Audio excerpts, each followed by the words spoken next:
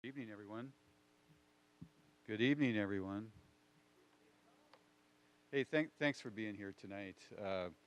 My name is Bob Murphy. I'm the mayor of Lakewood, and this is a very important process that we are embarking on tonight, and that is the updating of our comprehensive plan and the writing of our community's first sustainability plan.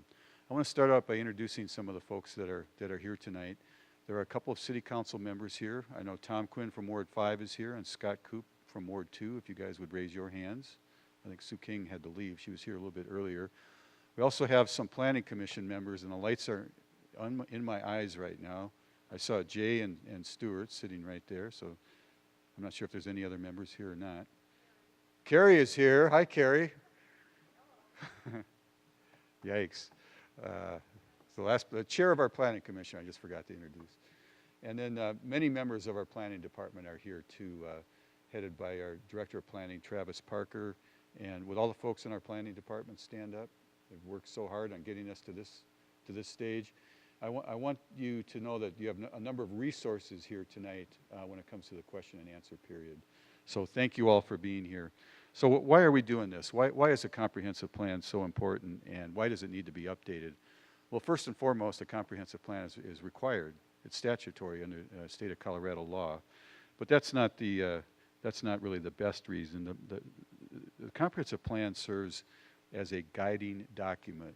It's not a blueprint, but it's a guiding document, sort of a roadmap for any community to give us all an idea of a collective vision for what our community should look like 5, 10, and 50 years down the road.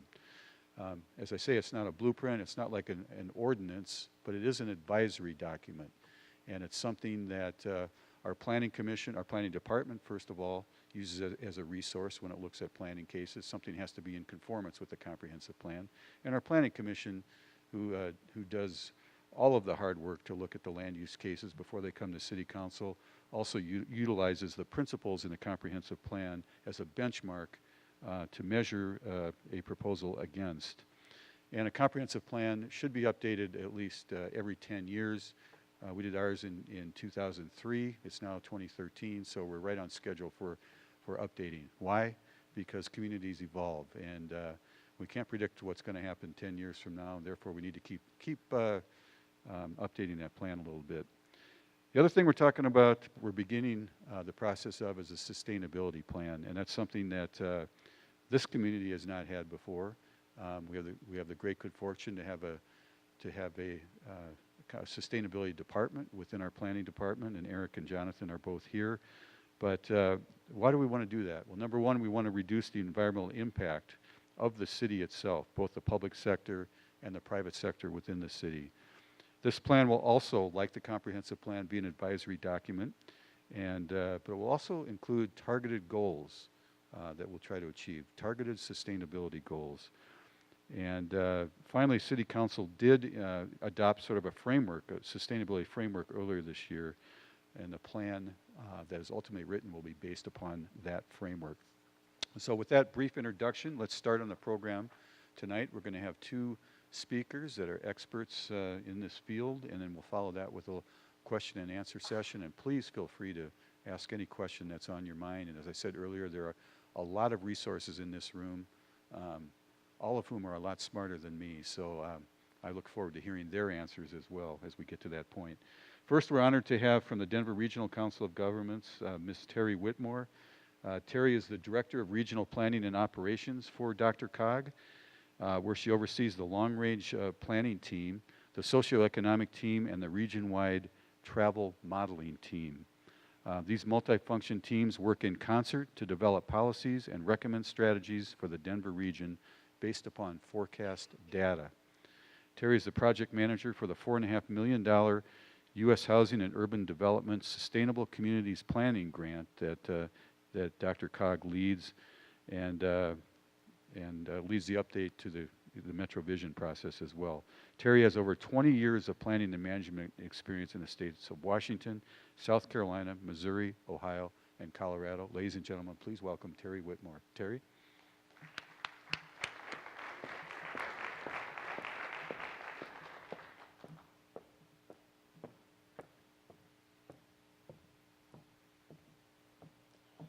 Well, I'd first like to say thank you so much for inviting me today to talk a little bit about the organization that I work for. Just real quick to start, how many people have heard of DRCOG, or the Denver Regional Council of Governments, before? Okay, good. We have a good number of you that are at least somewhat familiar with the organization. We do so many things, and I'll talk a little bit about that today. Everything from when I first started with the organization, where we were involved with elevator inspections across the region, to working with fire testing. In fact, when I go through the region and I talk about being from DRCOG, oftentimes it's our fire testing program that we do for many of our region's jurisdictions and fire departments that people have heard of the organization. And we do so many things. I'll just talk a little bit about some of the things that are really pertinent to the comprehensive planning process today, but do recognize we do so much more than what I'll be talking about today. And I'm also going to be going through these slides quickly, so if I do go over something too quickly, be sure during the question and answer to ask for a little bit more elaboration. So with that, I'll go ahead and get started. Our motto and mission at DRCOG is "We make life better," and it really does encompass all the work that we do is to make your day-to-day life better with all the aspects that we're involved with, from clean air, transportation, aging, and the things I'm going to be talking about here shortly. DRCOG itself is a collaborative membership organization. Many people have an understanding that DRCOG might be a governmental entity. We'll talk a little bit about how it's funded. We do receive government funds, but we're not a government agency. We are a member organization. Each of the 60 cities and counties in the region participate on a board of directors, and they make the decisions. And each of our jurisdictions, including the city of Lakewood, have elected officials that come and serve on this board, and this is a picture of a portion of the table at one of our meetings and some of our representatives. We work together, both staff and as a board, collaboratively, to try and solve the region's challenges, not just today, but into the future. And we'll talk a little bit about how far out we're planning right now. We're getting ready to plan to the year 2040. So Lakewood is really forward-thinking and now coming to the point where they're updating their comprehensive plan, and all the work that will come through this process will then be incorporated into the work we do at DRCOG on a regional basis. And this will help drive the region's vision, and then it gets a little bit more elaborative with your comprehensive plan. In terms of an organization, we also serve as a regional transportation district. We helped create the Regional Transportation District, so formerly known as RTD. We host its organizational meeting when they first were originating. Some of the other neat things that we've done as an organization include conducting a site study to help choose the location that is now today Denver International Airport. We convened a convention center financing task force to help bring that project to fruition.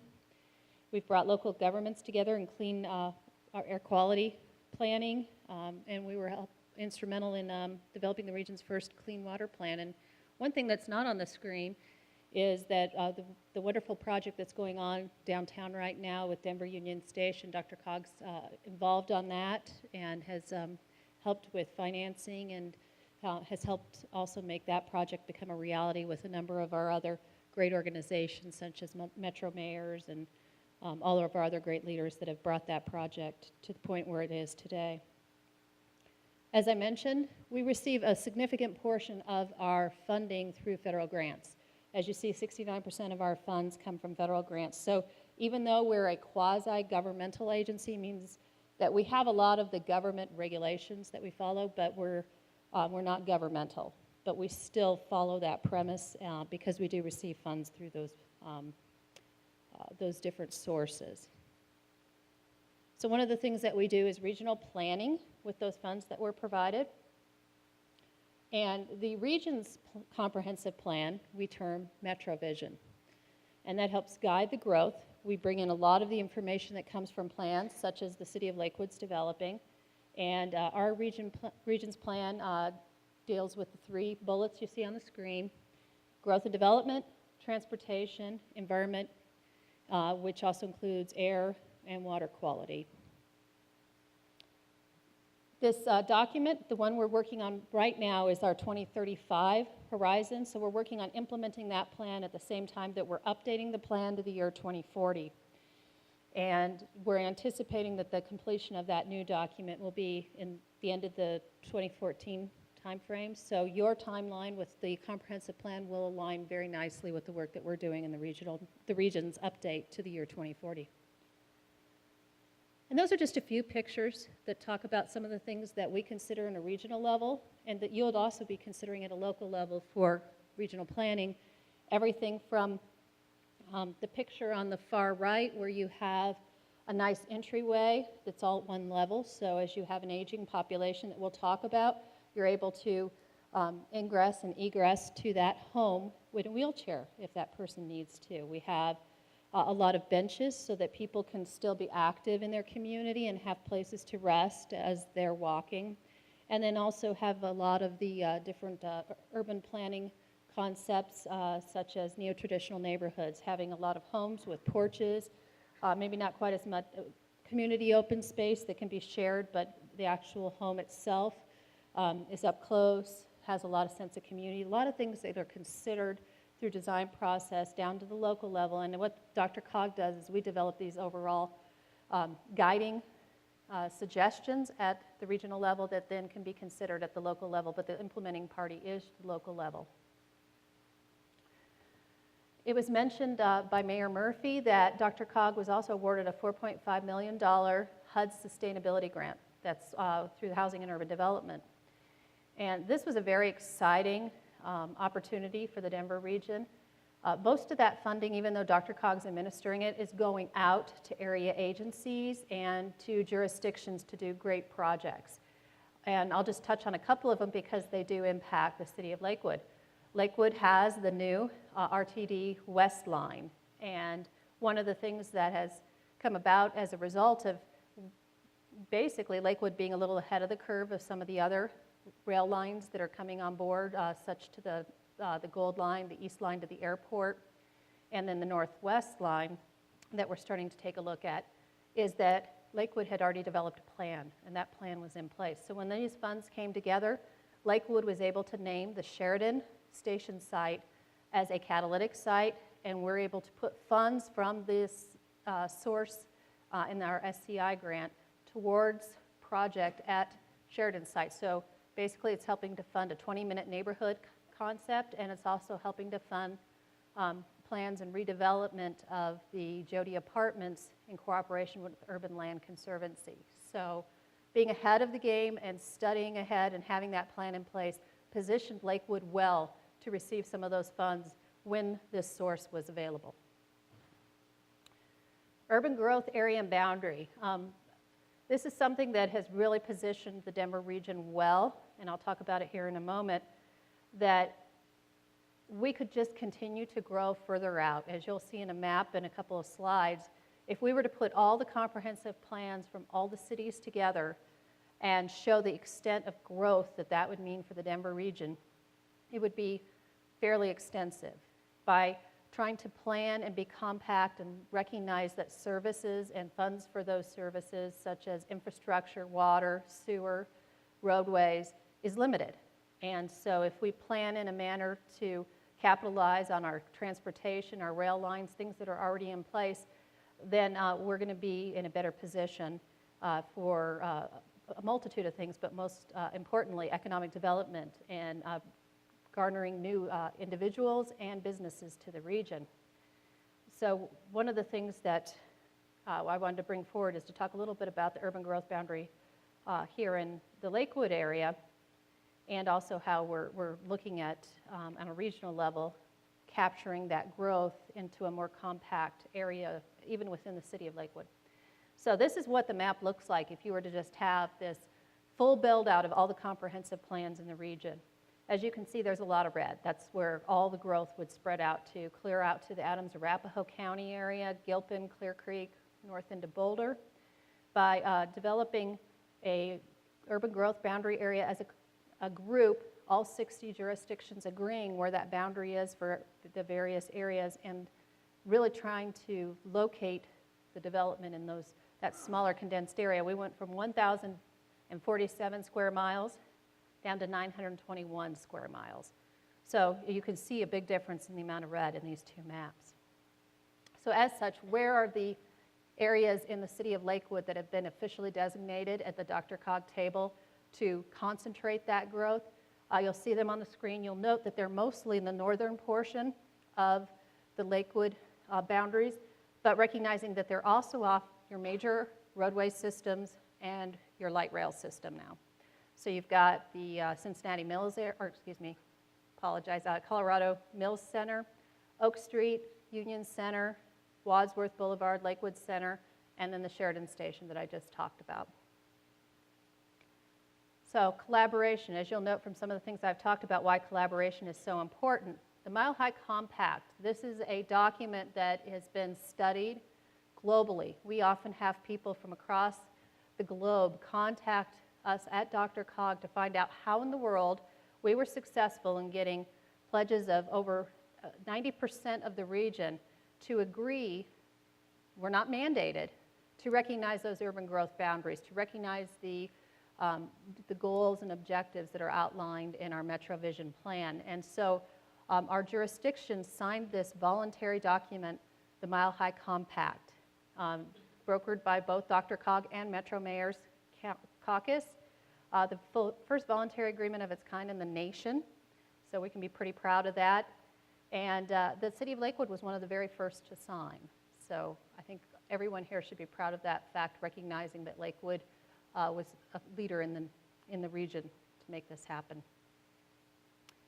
We provide a lot of other services. As I was mentioned in my intro, we provide a lot of modeling technical assistance for our jurisdictions. So we gathered census data. This is a picture of the community profile that we provide for Lakewood. So we're a great resource, and if even a citizen were to call and want some data, if we have it, or at least we can direct a person in the right direction, we will do that. So just recognize that we can be a resource for you in that perspective. And supporting people, I mentioned a little bit about aging. This is something that's going to be important through the comprehensive planning process for every community in our region. So as you're working through this process, just keep this in mind.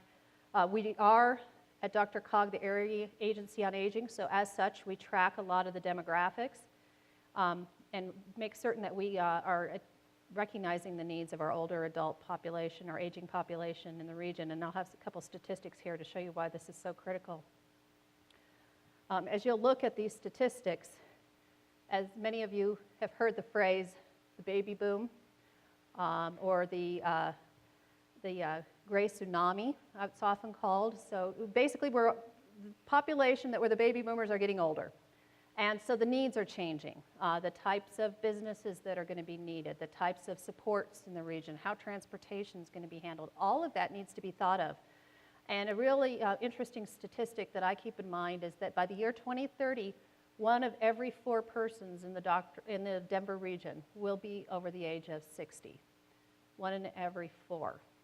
So we're going to need a lot of things to support that population and making certain that we're ahead of the game, because this isn't just something that's indicative of the Denver region. This is on a national level. So those regions that plan and prepare and have the tools in place to provide a good quality of life for all incomes, ages, and abilities are going to be the ones that are successful. So I would keep that in mind as you're doing your planning work. And this is another thing that's real interesting, one of our surveys that we did of our aging population. 53% of those surveyed of our aging population have lived in their community for more than 20 years. And of that population, 61% said it was very likely that they were going to stay in place or want to stay in place. So recognizing that that population wants to stay, continue to live here in Lakewood, what types of services need to be provided to allow people to stay in their homes as long as possible. And mobility. This is a big part of what DRCOG does and what a lot of people recognize as one of DRCOG's core core working items within its mission. We became what's called a Metropolitan Planning Organization in 1977. And I'm not going to try to read the notes at the bottom. What this essentially means is that the MPO, the area in gray, is the area that by federal designation, when funds come to this area, those areas in gray are eligible for those transportation dollars. Now, I'll say that the transportation dollars are becoming less prevalent. It's harder to get them, and we're having to be very efficient and recognizing where to put funds and to be certain that we have enough funds to really have a good transportation system in the future. And one of the other reasons why these funds are so important and why managing our transportation in a very sustainable way, as we talked about the sustainability office here, sustainability is something we really need to recognize, because as these funds diminish, we're already in the Denver region the 14th most congested area in the nation, and about 74 million vehicle miles are traveled every weekday. So we work on a lot of things to try to enhance the attractiveness of transit, to get more vehicles off the road, and that improves a lot of things from vehicle miles traveled to air quality. So those are all things that the more we can start to change people's habits and how they travel each day is going to make a difference for our region and its sustainability. And let me go through here. I just kind of touched on this. Some of the things that we're doing at DRCOG to help enhance the attractiveness is everything from a carpool program that we do for schools, guaranteed ride home for companies that might have people who take transit in but have an emergency. So people may not take transit if they think that, what if I have an emergency and I need my car? Well, this will give somebody a taxi ride home. School pool, telework, van pool, bike to work day. Many of the programs you may have heard about are organized within the DRCOG region and the organization. City of Lakewood itself, I thought this would be fun to talk a little bit about. Those were more of a regional perspective, but what's going on with the City of Lakewood, some of the data I talked about. Your 2010 estimate for population is 2.8 million. The forecast out to the year 2035 is 4 million. So you're going to be planning for a lot more people. In addition, you're going to be planning for a lot more employment, going from 1.6 million to 2.3 million. Where are those people and where is that employment going to go? Are the homes going to be built up at higher densities? Or is it going to be spread out more? Those are all things to think about. Basically, you're growing at a very consistent rate out to 2035. Economic snapshot, 2010 estimate, population at 143,000, 2035 forecast 190,000. Basically, and then also your employment growing pretty significant from 73.5 thousand to 107,000. Employment centers in employment in the urban centers within Lakewood itself is estimated at 30,000. So as you see, there's a lot of growth that's coming. And 42% of the population in Lakewood, this one's really interesting to think about, is 19 and under, while 20% is over 60. So you have the two ends of the spectrum in Lakewood. You've got the youth population and you've got the aging population. And those two different groups are going to have different sets of needs. And to talk a little bit about your urban center zoning. Most of your zoning in your urban centers is a mixed-use zoning, and it's predominant throughout your urban center, and that 23% of it is zoned mixed use. And then you start getting into individual classifications, with residential being your next closest category at 7.17%. What this says is that you're doing a good job already. You've got mixes of land uses within your zoning, and that's really a way to make it sustainable, so you're on the right track. And in order to do this, one of the mixed-use zoning types that is most prevalent in the community is your planned unit development, meaning that you have your developers come in, develop a plan, show how they're going to put the project together, such as your Belmar, and then just your general residential commercial areas are lower percentages. What's really nice about a planned unit development is that the community has a lot of input and ability to shape a project to what fits your character. But this one's real interesting in terms of your residential zoning types in the Lakewood area. Low density residential is your most predominant zoning type. And then after that is your medium density, and then is your planned unit development. So you're doing some great things within your urban centers, but most of Lakewood is low-density residential zoning. So kind of keep that in mind as you're thinking about what is the future of Lakewood as you look at how these different zoning types are situated across your region. And then this is just, again, a mix, or excuse me, your zoning rank in your urban centers, and as mentioned, it's your kind of general mixed-use PD. It's most prevalent. And that's all I have. Thank you.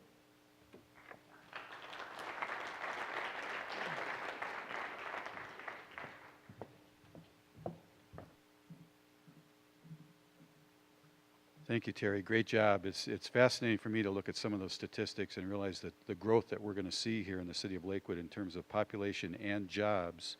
And remember, Lakewood is a city that's largely built out in terms of not having any greenfields to expand into. So that old, on the Planning Commission in the 1990s, we used to talk about those two four-letter words in planning, sprawl and density. And in Lakewood's case, density is really our only option. So how we do so and how we do so smartly is going to make our future, frankly.